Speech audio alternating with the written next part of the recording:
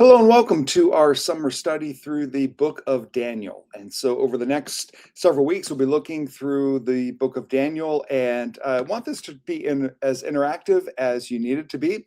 And so, even though these are pre recorded teachings, I would just invite you down in the comments if a question comes up you want some clarity on, please post that. And for when if there's a question from chapter one, before we jump into chapter two next week, I'll address any of the questions or things that come up, or if you have a comment or something that stands out to you. So please feel free to leave some comments down below, and I'll be happy to answer questions or share some of your insights when we get to the next chapter in the coming week. And so throughout the series, please interact as much as you would like to, as much as you need to better understand what exactly is happening here in the book of Daniel. So, if you have your Bible, if you would join me in the book of Daniel, and as you turn there, just want to give a little bit of background so we understand where we find Daniel and what's happening as we come to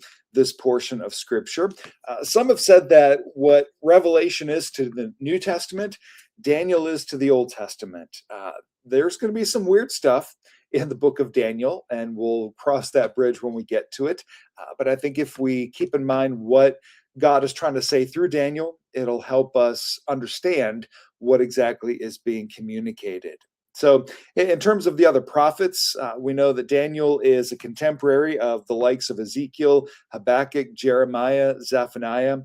And so we're dealing with the people of Israel in captivity, going into captivity into Babylon. And some people debate whether or not Daniel actually wrote this. We do know that Jesus in Matthew chapter 24, verse 15, talks about Daniel as the one who wrote this. Daniel's name means God is my judge. That's going to become significant as we continue here through Daniel, is what happens to the names of these individuals. Obviously, we're going to be looking at Daniel, but there's three other people that you may attribute to the book of Daniel, and that is Shadrach, Meshach, and Abednego. And so their names are going to be significant, as we're going to see here, even in chapter 1. So what we see here is that Daniel is faithful to God. The people of Israel, because of unfaithfulness, have been taken into captivity. We know that Daniel maintains his integrity before God, continues to walk with God.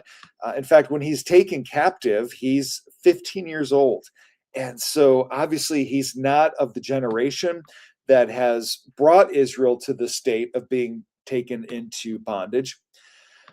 But as he arrives in Babylon, he's hired by Nebuchadnezzar to deal with imported Jewish people. And so Daniel is in enough of a standing where he is going to be entrusted with kind of being that mediary between Nebuchadnezzar and the Jewish people. Now, Daniel's going to be writing this, and God's going to give this message through Daniel primarily to encourage these exiled Jewish people that God has not been defeated.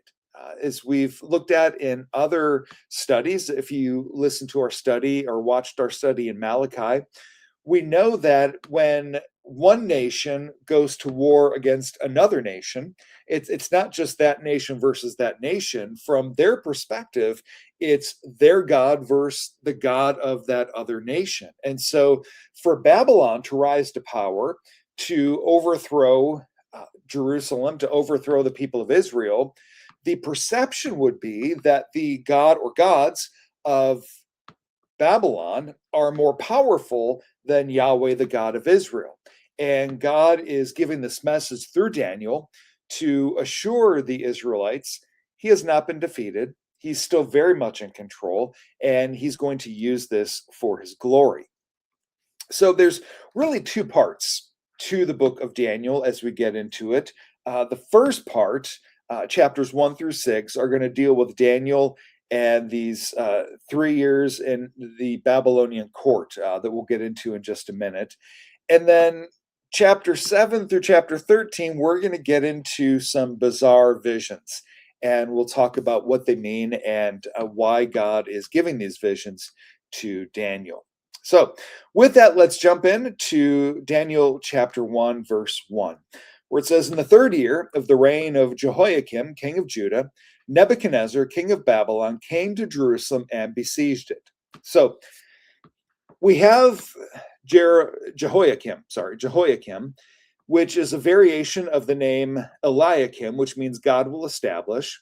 So he is king over Judah. He is reigning from Jerusalem. We know that he is not a good king. He is not following in the reforms of his father. He is a wicked king. He is part of the reason why they finally end up being taken captive and why Nebuchadnezzar conquers him. He's renamed to Jehoiakim. So he starts off as Eliakim, God will establish, to Jehoiakim, which means Yahweh will raise up. So that's not as significant of a name change. We're going to see some more significant ones later on. So this is around 605 BC. Jehoiakim begins to reign in 609.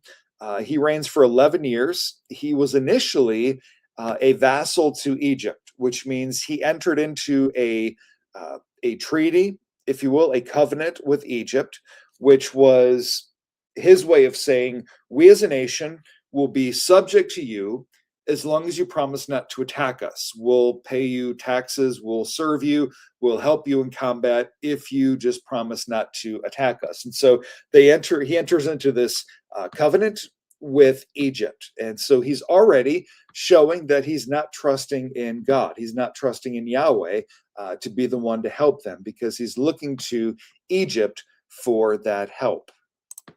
So we also know that he is guilty of leading idolatry. All of the scrolls of Jeremiah, as he warns the people of Israel about their dangers and their lack of repentance, he burns those scrolls, wants nothing to do with them, trying to get rid of those warnings from Jeremiah. So at the Battle of Carchemish, lots of fun history, I know, but just kind of helps set the stage for what's happening. At the Battle of Carchemish in 605, Babylon defeats Egypt. So Egypt is the primary power, but Babylon comes in 605. They begin this war, and so they defeat Egypt. And with that, because they defeat Egypt, all of the nations who were in these vassal covenants with Egypt now default to becoming vassals to Babylon, or servants of Babylon, or kind of indebted to Babylon. So with that, Babylon inherits Israel. He inherits people of Judah as part of that conquest. And so Jehoiakim, once a vassal to Egypt, now finds himself indebted to be a vassal to Babylon. Now, in 598, he's going to rebel against this and try to stand up for Israel, but by that point, it's going to be too late. Nebuchadnezzar is going to fully invade and completely take over all of Judah, wipe out Jerusalem, and take the people into captivity. And by 586, all of Judah will be decimated and nothing will be left. They'll be in complete captivity to Babylon. So that's all just in verse 1. So verse 2, and the Lord gave Jehoiakim, king of Judah, into his hand with some of the vessels of the house of God. And he brought them to the land of Shinar, to the house of his God, and placed the vessels in the treasury of his God. So they are taken captive. Jehoiakim and all of Judah are taken captive by Babylon. They are sent to the land of Shinar. Now, Shinar is part of the southern region of Mesopotamia. It's where the Tower of Babel was. So what's significant here about Shinar is that we've got some temples to Babylonian gods. We have Isagilia, the temple of Marduk, one of the Babylonian gods. We have the ziggurat of Etemeneke. Probably butchered that one. Just shows you when you face an Old Testament name, just go for it, and whatever happens, happens. Now, this is dedicated to Marduk. And it's believed that the ziggurat, the structure that became this temple to Marduk, was the original Tower of Babel. now converted into a temple to Marduk, who is the patron deity of Babylon.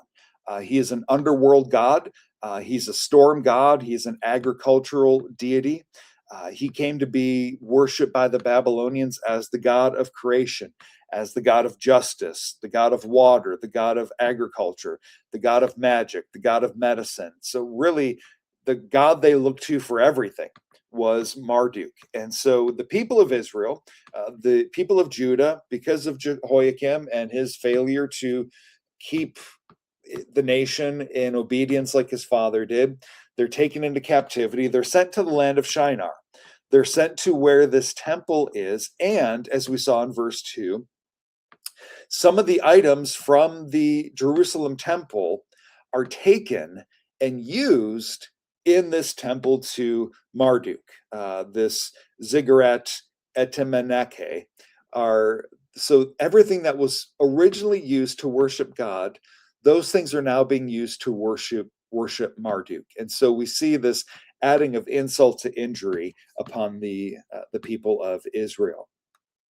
So verse 3, then the king commanded Ashpenaz, his chief eunuch, to bring some of the people of Israel, both of the royal family and of the nobility, youths without blemish, of good appearance and skillful in all wisdom, endowed with knowledge, understanding, learning, and competent to stand in the king's palace, and to teach them the literature and language of the Chaldeans.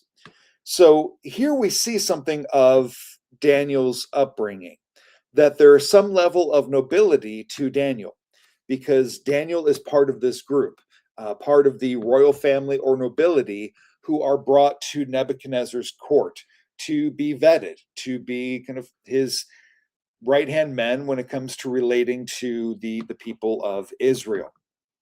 So they're going to be trained for a period of time. They're going to be trained in the way of the Chaldeans. This is the ancient people who would become the nation of Babylon. So it's kind of their ancestry. So they're teaching their history, their culture, everything about who they are to Daniel and these other members of the royal family and the nobility. Verse 5 is where it begins to get significant, because the king assigned them a daily portion of the food that the king ate and of the wine that he drank. So we have this term naptanu, which is the meals that were served to the gods and as leftovers to the king. So the food that they offered to people like Marduk, gods like Marduk, the leftovers of that were brought to Nebuchadnezzar. And Nebuchadnezzar shared from that feast to these leaders in training, including Daniel and Shadrach, Meshach, and Abednego. So this would have been quite a buffet, quite a banquet laid out for them. They were seen as a source of not only sustenance, but also of the king's power and his status. Now, the problem with this, as we think about Daniel, Shadrach, Meshach, and Abednego, Nebuchadnezzar and Babylon are a Gentile nation. They could care less what the dietary customs of the Jewish people are. They don't care about the dietary restrictions set forth in the law of Moses. So Daniel, Shadrach, Meshach, and Abednego are faced with a conflict of conscience. Do we proceed to eat this food that Nebuchadnezzar is offering to us?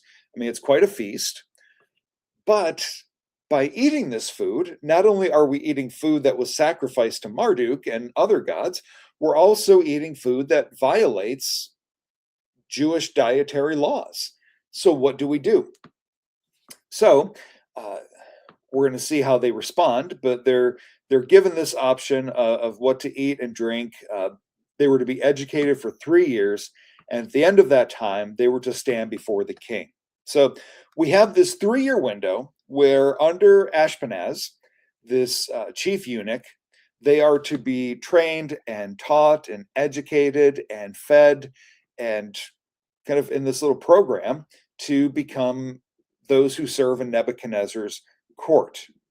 So in verse 6, it says, among these were Daniel, Hananiah, Mishael, and Azariah of the tribe of Judah. So, well, I don't know those names. That's Daniel, Shadrach, Meshach, and Abednego. Verse 7, and the chief of the eunuchs gave them names: Daniel he called Belshazzar, Hananiah he called Shadrach, Mishael he called Meshach, and Azariah he called Abednego. Now, I honestly don't know. I mean, obviously, we think about Daniel and we keep his Hebrew name, Daniel. We don't call this the book of Belshazzar. But with Shadrach, Meshach, and Abednego, we call them by their Babylonian names, not their Hebrew names. I don't know why. It's just, it is. So again, Daniel, the name means God is my judge. Belshazzar means Bel's prince, basically a prince of Marduk. So you see what's happening here. Not only are they being trained in the ways of Babylonian culture and language and history and everything about being Babylonian, their identity. Nebuchadnezzar is trying to change their identity from identifying as Hebrews to now, even by their name, identifying them as Babylonian, identifying as men of God to now being identified as men of the Babylonian gods. So not only does this happen with Daniel, they change him to Belshazzar. Hananiah, which means God is great, that Yahweh is gracious, is changed to Shadrach, which means one who's in command of Aku. Aku was the moon god. And so Hananiah, Shadrach, is identified as a servant, one who lives at the command of Aku, the moon god. Mishael, which means who is like God, is changed to Meshach, which means who is what Aku is. And so again, Aku, the moon god. So their names are being changed from reflecting Yahweh to reflecting these Babylonian gods. But then Azariah, which means Yahweh has helped, is changed to Abednego, which means servant of Nebo, which was their god of wisdom. So not only do we have, Daniel's name is changed to reflect the worship of Marduk, Shadrach and Meshach's names are reflected to worship Aku, and then Abednego's name is changed to reflect Nebo, another one of their gods. Their identity is, they're trying, Ashpenaz, under the direction of Nebuchadnezzar, is trying to reshape their entire identity to reflect Babylonian culture, Babylonian beliefs, Babylonian worship, Babylonian ways of life. So this is all part of the dilemma that Shadrach, Meshach, and Abednego are facing. So verse 8, it says, but Daniel resolved that he would not defile himself with the king's food or with the wine that he drank. Therefore he asked the chief of the eunuchs to allow him not to defile himself. So Daniel goes to Ashpenaz and says, look, I can't defile myself like this. I follow the Jewish dietary laws. And this food, yeah, I'm sure he was maybe grateful. I appreciate this food. It's wonderful. But eating it would defile my conscience. So please give me an exception to this. Now, this is risky because if Ashpenaz doesn't produce what Nebuchadnezzar expects, which is fit, trained, educated servants, this is putting Ashpenaz's life at risk, and maybe even Daniel's, if they're not doing what Nebuchadnezzar wants. But verse 9, God gave Daniel favor and compassion in the sight of the chief of the eunuchs. And the chief of the eunuchs said to Daniel, I fear my lord the king, who assigned your food and your drink, for why should he see that you were in worse condition than the youths who are of your own age? So you would endanger my head with the king. So he's saying, look, you're putting my neck on the line, because at the end of 3 years, he wants to see all of you. And there's going to be 4 of you that are skinny, malnourished. And he's going to hold me accountable for that. But verse 11, Daniel said to the steward, whom the chief of the eunuchs had assigned over Daniel, Hananiah, Mishael, and Azariah, test your servants for 10 days. Let us be given vegetables to eat and water to drink. Then let our appearance and the appearance of the youths who eat the king's food be observed by you, and deal with your servants according to what you see. So Daniel reaches this compromise and says, okay, I get it. So instead of risking all 3 years, give us 10 days. and see what happens. Now, 10 days, if, you know, that's not a whole lot of time. If you're dieting, you're not really going to see a lot of results in 10 days. So the only thing that could show would be dehydration, malnourished. Those kinds of things might clearly be evident after 10 days. But he's nothing else positive is going to come. So basically he's saying if we look distinctly different and worse off than everybody else, then we'll talk again. But give us 10 days and see what happens. So, verse 14, he listened to them in this manner and tested them for 10 days. At the end of 10 days, it was seen that they were better in appearance and fatter in flesh than all the youths who ate the king's food. So the steward took away their food and the wine they were to drink and gave them vegetables. So they're eating a vegetable diet for 10 days. And at the end of the 10 days, they're bigger than everybody else. They're bigger. They've gained more weight than the people who are eating from the king's banquet. Now, if you're eating an all vegetable diet, which is very high in fiber, for 10 days, and that's all you're eating, you should be losing weight. It should begin to see that you're not as nourished, that you're not as prospering as the others. There should be some of those negative effects. Not eating the meat that the others were eating. You're going to be deficient in B12, which means you could be pale, feeling fatigued. So there should be some negative signs accompanying Daniel, Shadrach, Meshach, and Abednego after 10 days.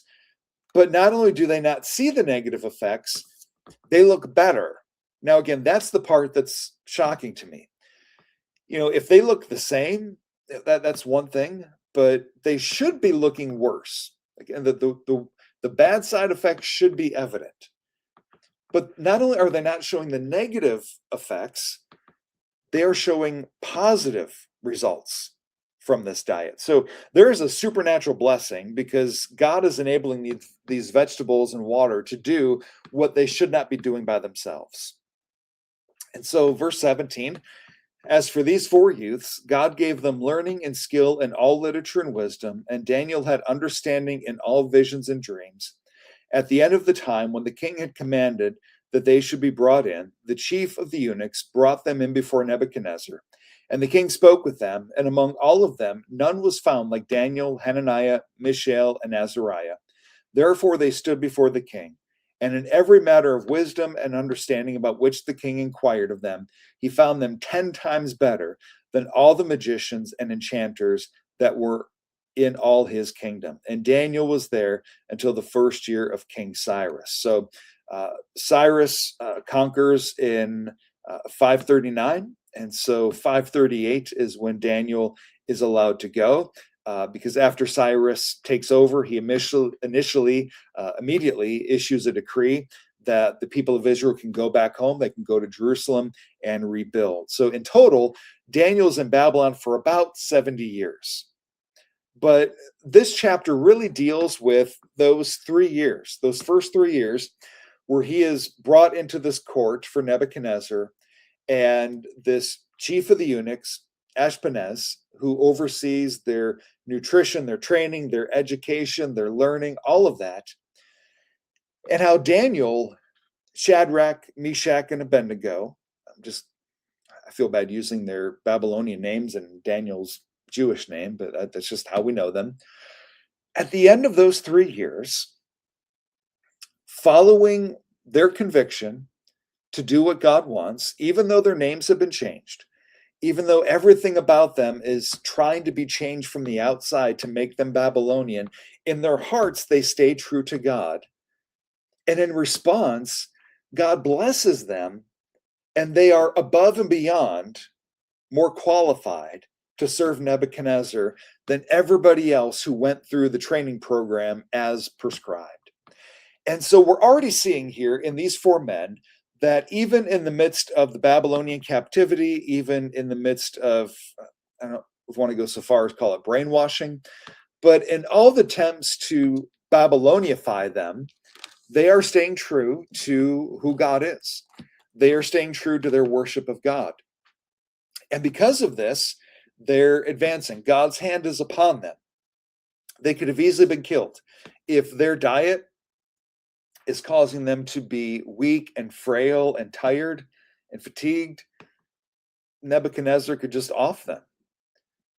But God protects them, blesses them, so that they jump to the front of the line, so that they are clearly the best ones to serve in Nebuchadnezzar's court. So we see the favor of God upon them in the midst of all of the things around them trying to get them to conform.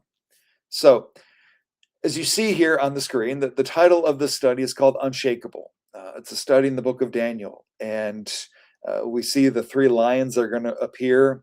We know about the fiery furnace that's going to appear. But here we're seeing how faithful God is when these three men stay true to God despite everything around them that's trying to conform them to its image. And it brings to my mind where Romans tells us to not be conformed any longer to the pattern of this world, but be transformed by the renewing of our minds. That no matter what influences try to get us to conform to the pattern of the world, to follow in obedience to God, to stay faithful to Him. And as we're going to see with Shadrach, Meshach, Abednego, and Daniel, there are going to be consequences to that. So staying faithful to God, there are some benefits right now, but we are going to see some consequences. And we're going to see how they react to those consequences to see what we might learn for ourselves. So thank you so much for joining for chapter 1, and we will see you back here next week for chapter 2. Again, if there's questions you have about chapter 1, or if there's anything that stood out to you or things that you want to highlight, put them in the comments below, and I'll be happy to address those or talk about those when we start in chapter 2 next week. So thanks so much, and God bless you.